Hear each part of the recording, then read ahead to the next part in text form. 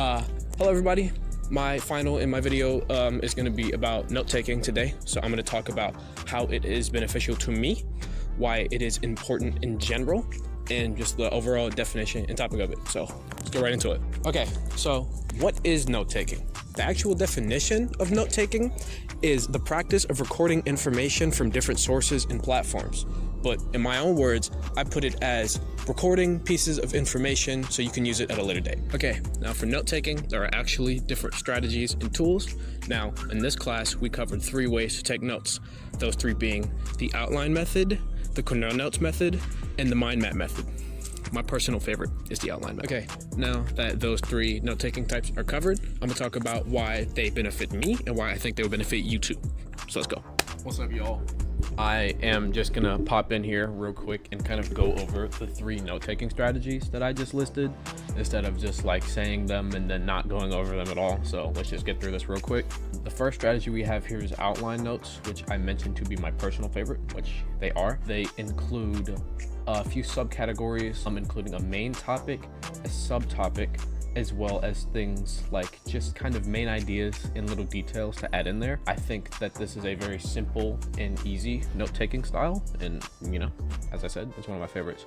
So we're gonna go over here. I've included that notes in the outline format keep your notes organized. I believe they make for a very good study guide, and I think they're really easy to follow. Strategy number 2 here is Cornell notes. I think Cornell notes are also a very good option. They're a very common option among college students and just kind of students around the world, right? Cornell notes include actually sectioning off your paper into 3 different sections. One where you would take your notes, one where you would ask questions, make connections, and annotate, and then finally a place at the bottom where you can write a summary so you can retain the information that you just wrote down. So as we can see in the chart here, there's a place to record your information, a place to ask questions and annotate and make connections.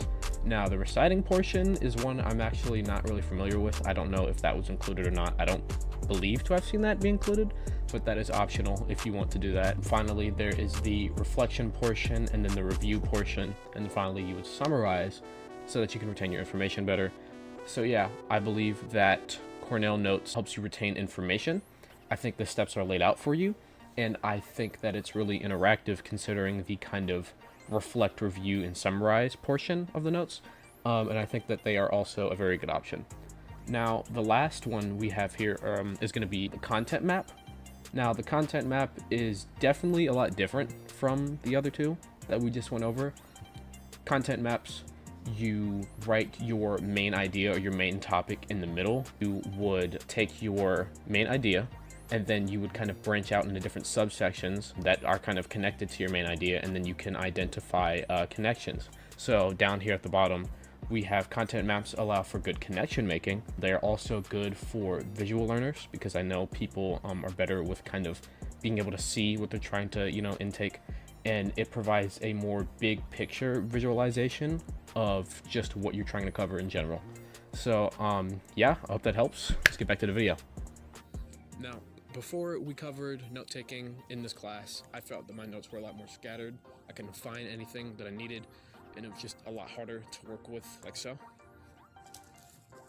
What is that? What is that? Wait! Even really labeled properly until I started organizing like this.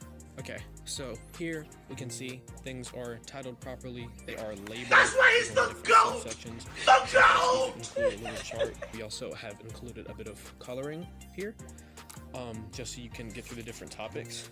Some of them even have real charts. Wow! Like over here, they break off into different sections down here, and then over here we even have a actual step-by-step process on critical thinking. So yeah. Okay, so yeah, that is how note-taking has benefited me. I think it's going to continue to benefit me in the future, and I hope it benefits you as well. So that's going to do it for this video. Thank you for watching, and have a great Christmas break. See ya.